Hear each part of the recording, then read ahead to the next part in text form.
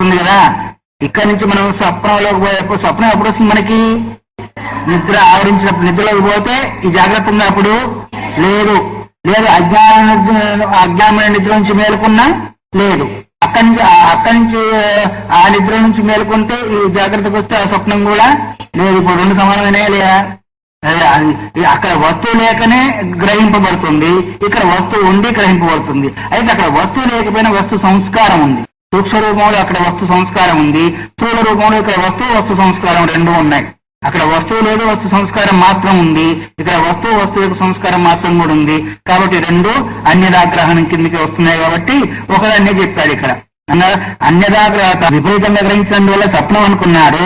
తన స్వరూపము తెలియని కారణం నుంచి ఏమైందంటే సుషుప్తి అయింది. ఈ రెండింటి యొక్క విపర్యం అంటే క్షయము ఎప్పుడైతే అవుతుందో అప్పుడు తూరీయ ప్రశ్న ఏంది, తూరీయ స్వరూపం ఉంటుంది. తూరీయ స్వరూపం పదం వస్తుంది, తూరీయం పదం వస్తుంది అంటే ఆ తూరీయ స్వరూపుడు అవుతాడు. తూరీయ పదం ఏంటిది? తన యొక్క స్వరూపం కాబట్టి స్వరూపాన్ని గ్రహించగలుగుతారు. అంటే అన్యదాగ్రహణ అగ్రహణ శూన్యమైంది తన యొక్క స్వరూపము. ఇంకోటి చెప్పాలంటే మరి అన్యదాగ్రహణం అంటే బ్రహ్మస్థానంలో కలుగుతుంది కదా.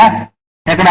తాడులో పాము. మరి ఇది అట్లా కలుగుతుంది అంటే ఇది కూడా అట్లా కలుగుతుంది. అయితే అదే తాత్కాలికం, ఇదేమో ఉన్నది ఒక రూపం అయితే ఇంకో రూపంగా మనం గ్రహిస్తున్నామా లేదా? అందువల్ల అన్యదాగ్రహణము అవుతుంది. అందువల్ల నిష్కలంకమైన ఆత్మస్వరూపం ఏదైతే ఉందో ఇవి రెండింటికి భిన్నమై తురియ స్థానమై ఉంది. అన్యదాగ్రహణం కాదు, అగ్రహణం కాదు, తన యొక్క స్వరూపభూతమైంది తత్వము. తథా నేను చెప్పడం లేదు, మా గురువుగారు చెప్పిన వాక్యం చెప్తున్నా, దానికి ఉపమానం చెప్పుతూ భగవత్పాదీయం ఉదాహరణం. శంకర భగవత్పాదుల వారు ఏ ఉదాహరణ చెప్పారు ఈ విషయంలో దాన్ని నేను ఇప్పుడు చెప్పబోతున్నాను. చివరికి వచ్చేవారికి ఎంత సూక్ష్మంగా తీసుకొచ్చారు చూడండి. ఈ స్వప్నం కాదు, ఆ స్వప్నం కాదు, జాగ్రత్త కాదు, దానికి భిన్నమైంది ఏదైతే జాగ్రత్త స్వప్న సుషుప్త్యాది ప్రపంచం యత్ ప్రకాశతే తద్బ్రహ్మాహమితి జ్ఞాత్వా సర్వబంధై ప్రముచ్యతే. ఒక్కొక్క వాక్యం మనకు ఆ విధంగా పనిచేస్తూ పారాయణ చేస్తూ ఉన్నారు. దేని దానికే ఉంటున్నారు. జాగ్రత్త ప్రపంచము, స్వప్న ప్రపంచము, సుషుప్త ప్రపంచం యత్ ప్రకాశతే దేని ద్వారా ప్రకాశిస్తుందో తద్బ్రహ్మాహమితి జ్ఞాత్వ అదే బ్రహ్మమని తెలుసుకో, అదే నేనని తెలుసుకో. ఏ బ్రహ్మం చేతి ఇవన్నీ జాగ్రత్త ప్రపంచము, సుషుప్తి అనేది ఒకటి ఉంది కాబట్టి మనము ఈ శరీరానికంటే భిన్నము అనేది ఒకటి గుర్తుకొచ్చింది. సుషుప్త అవస్థను పెట్టుకొని ఇన్ని తంటాలు వచ్చేస్తాం. లేకపోతే ఈ శరీరాన్ని ఆత్మ అనుకునేవాళ్ళు, శరీరాన్ని ఆత్మ అనుకునేవాళ్ళు. అందుకొరకే జాగ్రత్త ప్రపంచం, స్వప్న ప్రపంచం, సుషుప్తి ప్రపంచం దేని ద్వారా ప్రకాశిస్తుందో అది బ్రహ్మస్వరూపము, అదే నేను తెలుసుకునే శృతి కూడా చెప్పింది. ఇప్పుడు శంకర భగవత్పాదుల యొక్క ఉదాహరణ కూడా మీకు చెప్తున్నాను వినండి అని. ఇక్కడ ఇప్పుడు ఇదేంటిది అంటే మొదలు చెప్పిందేమో గౌడపదాచార్య చెప్పింది. ఎక్కడ? విశ్వతో చూసినామో కార్యకారణబద్ధం. ఈ కారికాది మాండిక కారిక ఇది కార్యకారణబద్ధోదా విశ్వతే విశ్వతో విశ్వ ప్రాజ్ఞ కారణబద్ధస్థుతో నాతో సిద్ధి అనేది గౌడపాదిక కారిక. గౌడపాదులు ఎవరు? వాళ్ళ తాత. ఎవరు? శంకరాచార్యుల తాత. సురేశ్వరాచార్య తాత ఎవరు? శంకరాచార్యులు గురువు, సురేశ్వరులకు తాత అవుతాడు. గురువు ఎవరు చెప్పు? గోవింద భగవత్పాద్. అంత మాత్రం తెలుసుకోకపోతే ఎట్లాగా? విన్నామంటే విన్నాం, పోయాం కాదు. మీ తాత పేరు మీకు గుర్తు లేకపోతే ఏమనుకుంటారు? ఏమంటారు? తాత పేరు లేదు మనిషి అంటారా లేదా? అట్లా మన తాత ఇప్పుడు శంకరాచార్యులకి తాత. మీ తాత ఎవరంటే మీ గురువు గారి గురువు మీకు తాత అవుతాడు. ఇప్పుడు గురువు గారు చెప్పింది చెప్పారు. ఏది? కారిక ప్రకారంగా విశ్వతో విశ్వ బద్ధం అనేది. ఇప్పుడు ఎవరు చెప్పేది? తన గురువు గారు చెప్పిన విషయాన్ని మా గురువుగారే చెప్పలేదు, మా గురువుగారు కూడా చెప్పారు ఆ విషయాన్ని అని. సుషుప్త్యాఖ్యం తమో అజ్ఞాన బీజం స్వప్న ప్రబోధయో స్వాత్మబోధ ప్రదగ్ధం స్యాద్ బీజం దగ్ధం యథాభవం అని శాస్త్రాన్ని గ్రంథం లోపల స్వప్న జాగరణలకు కారణమైంది సుషుప్తమని, సమస్యని, అజ్ఞానమని వ్యవహరింపబడుతున్నందువల్ల మూల అవిద్య స్వరూప జ్ఞానం చేతి గ్రహింపబడుతుంది. స్థూల అజ్ఞానమేమో అతని నుంచి బయటికి రాగానే రెండు అజ్ఞానాలు కనిపిస్తుంది. ఒకటి మూలాజ్ఞానము, ఒకటి స్థూలాజ్ఞానం. మూలాజ్ఞానము అది ఉన్నట్టుగానే ఉంది, స్థూలాజ్ఞానమేమో ఈ మూడింటిలో కార్యకారణ రూపంలో తిప్పుతూ ఉంది. మూలాజ్ఞాన స్థూలాజ్ఞానానికి సంబంధించింది అంతఃకరణము. అంతఃకరణము అక్కడ తన యొక్క కారణభూతమైన అజ్ఞానం లయించినందువల్ల ఇంద్రియాదులకు పని అక్కడ లేదు. ఎక్కడ సుషుప్తిలో లేదు, కానీ స్వప్నంలో ఉంది, జాగ్రత్తలో ఉంది. ఆ మూల అవిద్యను స్థూల అవిద్య ఏదైతే ఉందో అది పోయింది గాని మూల విద్య పోలేదు. ఆ మూల విద్య తత్వమసి మహావాక్యం ద్వారా పోతుంది అనేదాన్ని గుర్తు చేసి, సుషుప్తాత్మికమో అజ్ఞాన బీజం, సుషుప్తి సంబంధమైన స్వప్న జాగరణలకు కారణమైంది సుషుప్తమని. ఆ తర్వాతనేమో తమస్సు అని దానికి పేరు, అజ్ఞానం అని కూడా వివరింపబడుతుంది. తమో అజ్ఞాన బీజం స్వప్న ప్రబోధయో, అది అజ్ఞానం అనేది ఒక బీజం దేనికి, స్వప్నానికి, తర్వాత అక్కడి నుంచి బయటికి జాగ్రత్త కూడా. అది స్వాత్మబోధ ప్రదగ్ధం స్యాద్ బీజం దగ్ధం యథాభవం. స్వాత్మ బోధ అంటే ఏంటిది, తన యొక్క స్వరూప జ్ఞానం చేత మాత్రమే అది దహింపబడుతుంది. ఎట్లాగా, దగ్ధ బీజం యథాభవం, ఆ కాలిన గింజ ఎట్లాగైతే మళ్ళీ పుట్టదో అట్లాగే ఇది కూడా మళ్ళీ ఏంటిది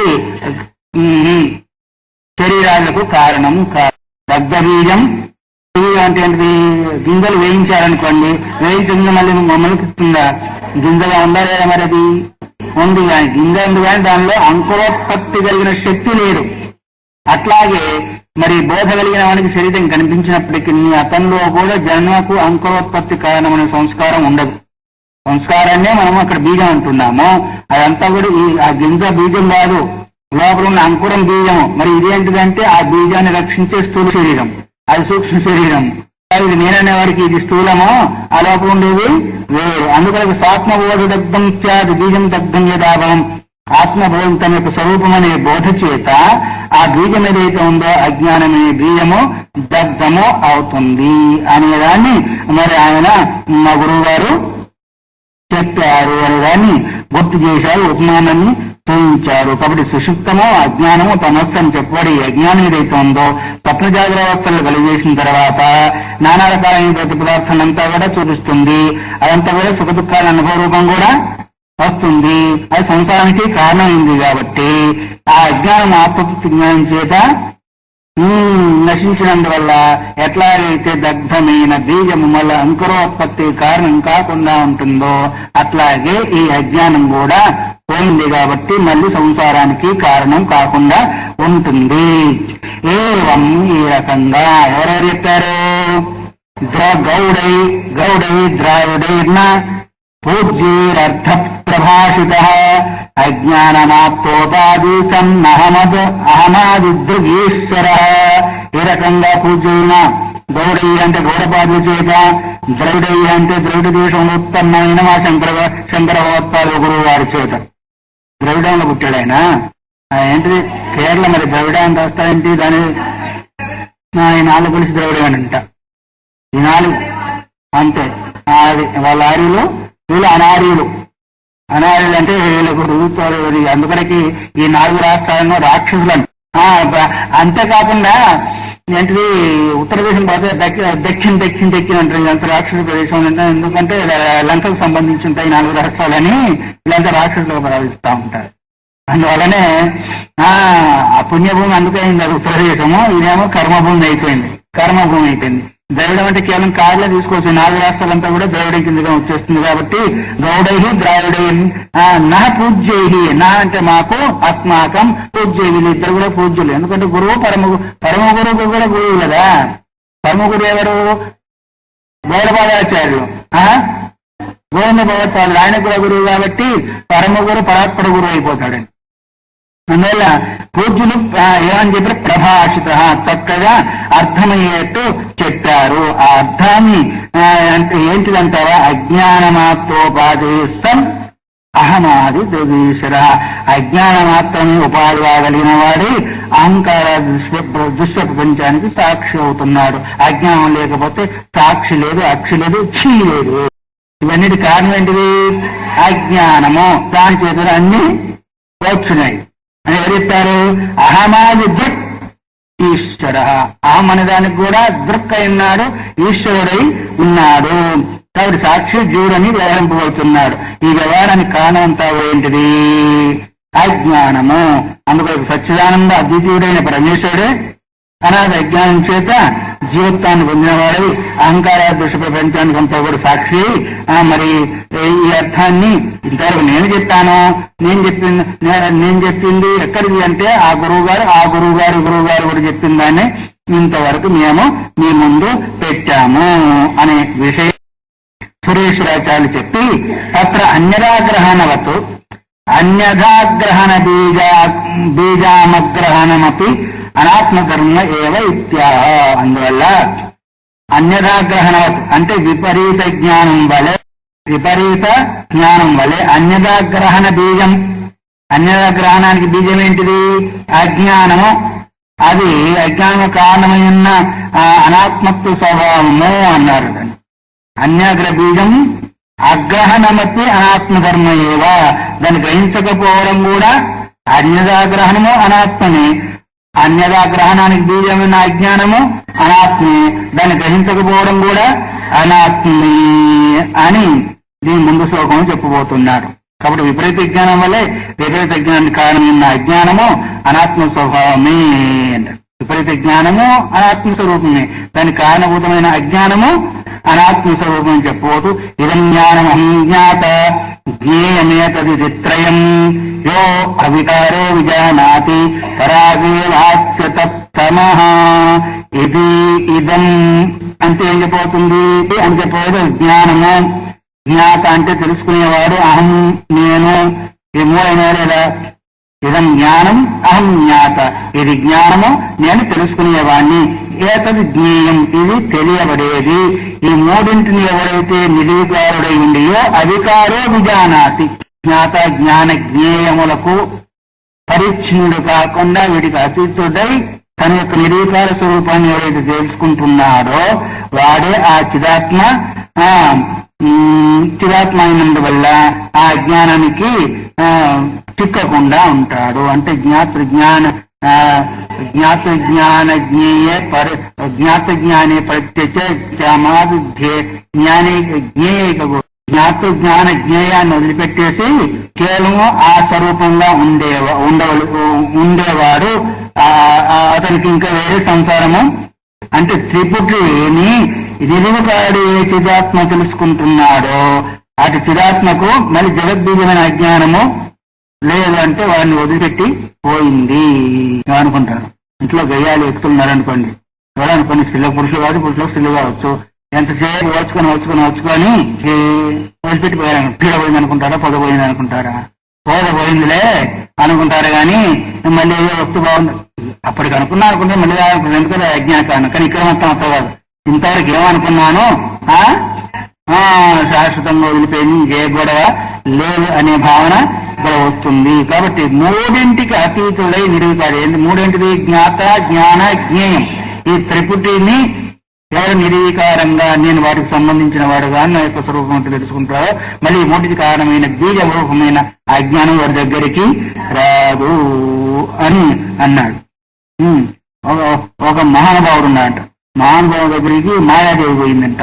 మీరు మహానుభావులండి, నన్ను జయించేశాడంటే అప్పుడే కాదులే. మళ్ళీ కొంతకాలం మళ్ళీ ఇప్పుడు జయించాలంటే అప్పుడే కాదులే. మళ్ళీ కొంతకాలం అయింది, మళ్ళీ అయితే అప్పుడే కాదు. ఆఖరి చివరి దశ వచ్చేసింది, శరీరం వదిలిపెట్టిపోతున్నారు. ఇప్పుడు జయించాలంటే జయించాలన్నాడు, శరీరం వదిలిపెట్టి జయించానన్నాడు. ఏమో జయించాలంటే మళ్ళీ మధ్యలో పట్టుకుంటుందేమో అనే ఉద్దేశంతో అప్పుడే జయించలేదే అన్నాడు.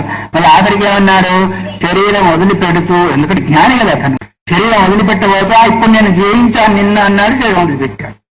అంతేగా అప్పటి వరకు కూడా అవిద్య అజ్ఞానము మోహము జీవుణ్ణి భ్రమింపజేస్తుంది.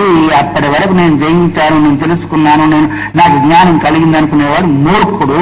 ఇప్పుడే కానీ జ్ఞాని కాదు. ఎందుకంటే ఏ రూపంలో ఎలా పడదోస్తుందో పడిపోతామో జీవుడికి తెలియదు.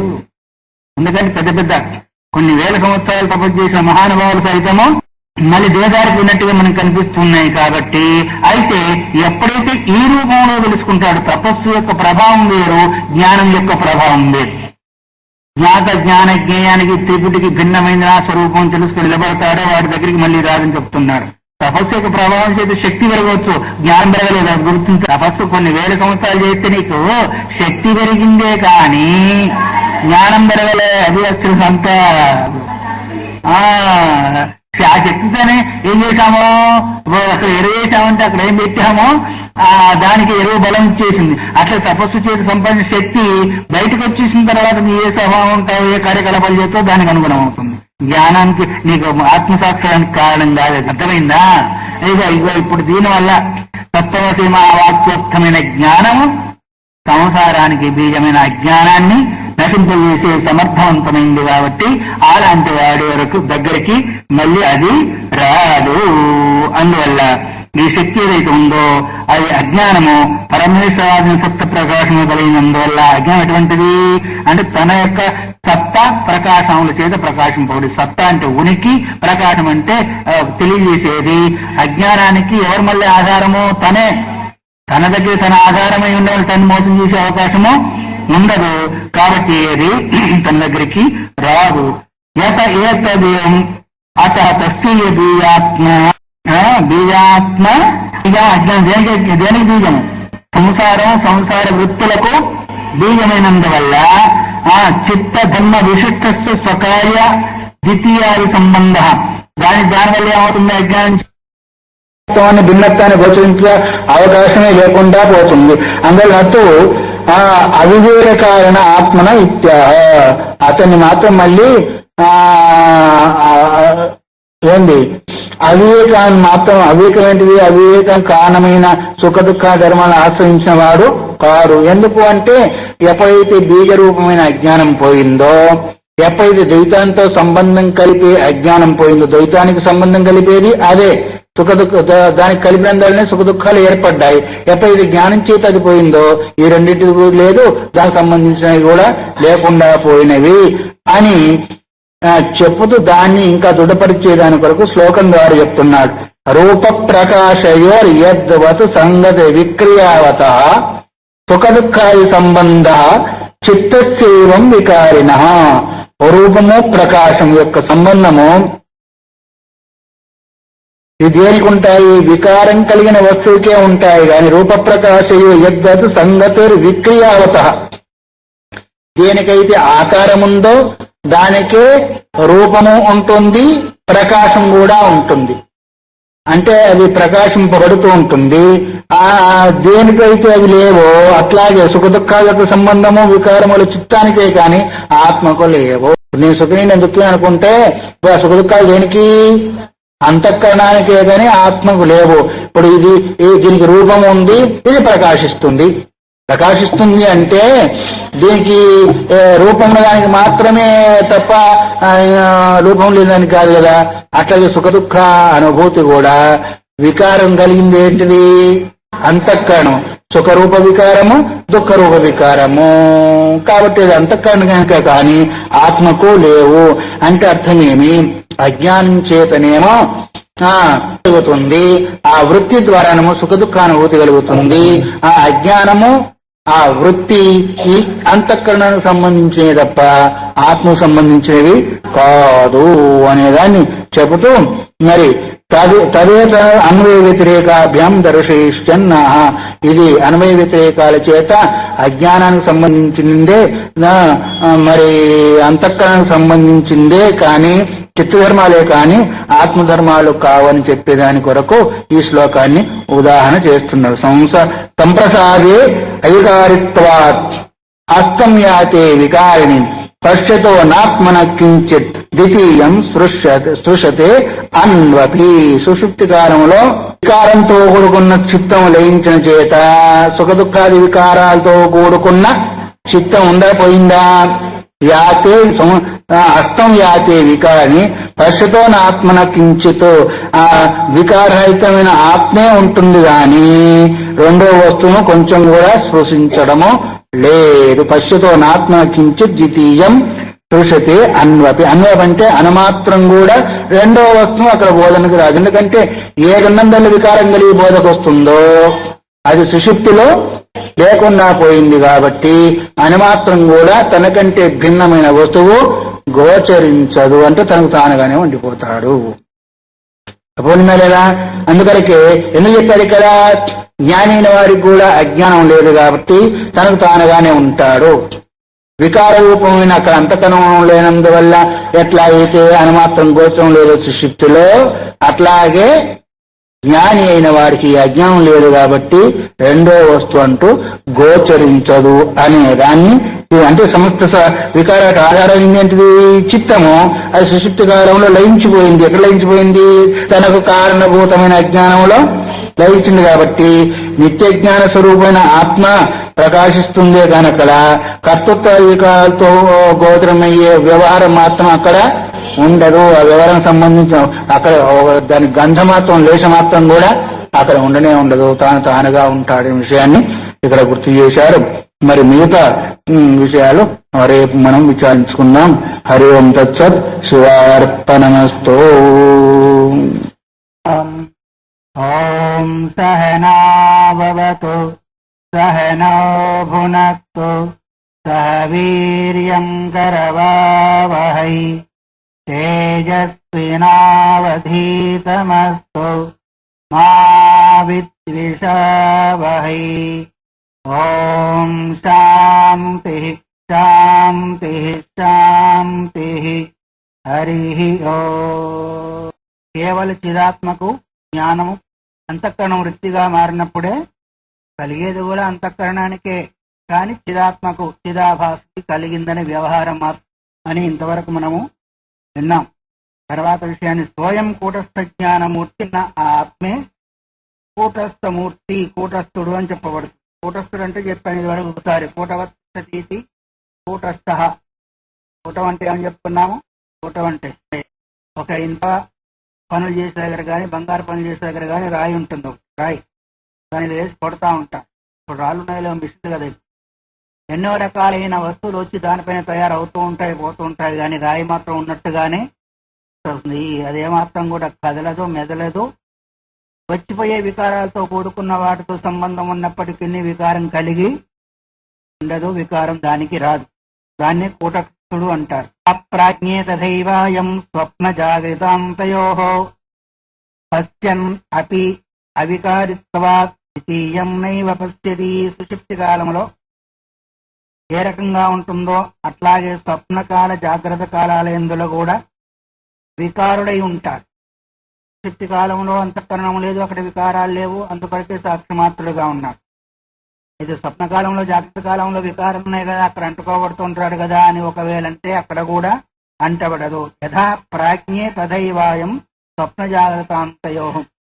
ప్రాజ్ఞ యందు ఏమాత్రం అయితే లేకుండా ఉంటుందో అట్లాగే ఇక్కడ స్వప్న జాగ్రత్తలలో ఉండేవాడెవడు? విష్ణుడు, తేజస్సుడు. వాడికి కూడా ఏమి వికారము అంటకుండా ఉంటుంది. ఎందుకు? పశ్చన్నపి అవికారి. చూస్తూ ఉన్నప్పటికి కూడా వికారాన్ని పొందడు. మరి వికారాన్ని పొందేదెవరు? తక్షణమే వికారాన్ని పొందుతుంది, కానీ చైతన్యం వికారం పొందే అవకాశం అక్కడ లేదు. అందువరకే అవికారిత్వాతీయం నైవ పశ్యతి. తనకంటే భిన్నంగా ఉండే వస్తువును ఉన్నది అనుకోడు. ఎట్లాగైతే సూర్యుడు ముందు సూర్యుని యొక్క ప్రకాశం చేత అన్ని ప్రకాశించినప్పటికీ దానిలో ఉండే వికారాలను, వస్తువుల్లో ఉండే వికారాలను ఎట్లాగైతే సూర్యుడు అంటుకోడో, సూర్యునికి అంటవో, అలాగే స్వప్న జాగ్రత్త అవస్థల యందు సమస్త వికారాలను అంతఃకరణం పొందుతున్నప్పటికీ దానిలో కూడుకున్న సుఖ దుఃఖ రూపమైన వికారాలను చైతన్యం ఏమాత్రం కూడా అంటాడు, పొందబడడు అని ఉపమానం చెప్పారు. స్వప్నాన్ని తీసుకొని, సుషుప్తిని తీసుకొని జాగ్రత్త స్వప్నాల్లో కూడా ఉంటాడు. అంటే వాస్తవికంగా చెప్పాలంటే జాగ్రత్త యందు, స్వప్నమందు, తర్వాత సుషుప్తి యందు కూడా ఏమాత్రము వాటికి సంబంధించిన వికారాలతో ఆత్మ సంబంధించి ఉండడు, సంబంధపడడు. ఆ సుఖ దుఃఖాల వాడికి అంటావు అనేదాన్ని గుర్తు చేశాడు. అందువల్ల స్వప్న జాగ్రత్తల యందు ఆత్మ వికారంగా ఉన్నట్టుగా ఉంటుంది, కానీ వాస్తవికంగా చైతన్యం యొక్క సహకారం చేసే వికారాన్ని పొందేది. వికారం అంటే అర్థమేమి? వికారం అంటే వస్తువు ఏ రూపంలో ఉందో ఆ రూపంగా మారడం, అదొక వికారం. సుఖరూప వికారము, దుఃఖరూప వికారం. అనుకూల ప్రతికూల వికారాలు ఇవన్నీ కూడా ఒక ఆకారం కలిగిన, దానికి కూడా వాస్తవికంగా చెప్పాలంటే ఆకారం లేదు, అయినా సూక్ష్మమైన గ్రహించరానంత ఆకారం ఉంది అంతఃకరణానికి. అందువల్ల దానికే వికారం గాని దాన్ని భాషింపజేసి ప్రకాశింపజేసి చైతన్యానికి ఏమాత్రం కూడా వికారం లేదని చెప్పి, ఏవం జ్ఞానవతో నాస్తి మమ అహమ్మతి సంశ్రయ భాస్వత్ దీప ప్రహస్తస్య హి అంధకార ఇవాగ్రత. ఇలాంటి జ్ఞానం ఎవరికైతే ఉందో, ఎలాంటి జ్ఞానము? మూడు కాలాల్లో కూడా చైతన్యానికి ఏమాత్రం కూడా వికారము లేదు అనే జ్ఞానం ఎవరికైతే ఉందో, అలాంటి వారికి అంతఃకరణాన్ని ఆశ్రయించున్న మమకారము అహంకారము ఇవన్నీ కూడా ఉంటాయా పోతాయా? అహంకారం మమకారం దేని ఆశ్రయించున్నాయి? చైతన్యాన్ని, అంతఃకరణాన్ని. అందుకొరకు ఎప్పుడైతే స్వరూప జ్ఞానం కలిగిందో నా యొక్క స్వరూపం ఇటువంటిది అని, అలాంటి సమయంలో చైతన్య మాత్రుడై ఉండేవాడికి, ఎందుకంటే జాగ్రత్త స్వప్న సుషుప్తి ఆది ప్రపంచం యత్ ప్రకాశతే తద్ బ్రహ్మాహి జ్ఞాత్వా సర్వబంధై ప్రముచ్యతే అని శృతి. జాగ్రత్త స్వప్న ప్రపంచ సుషుప్తి ప్రపంచంలో ఏదైతే ప్రకాశిస్తుందో అదంతా కూడా నా వల్లనే ప్రకాశిస్తుంది, నాకంటే భిన్నం కాదు అనే జ్ఞానం ఎవరికైతే ఉందో అతడు సమస్త బంధాల నుంచి విడబడతాడు. సమస్త బంధాలేంటి?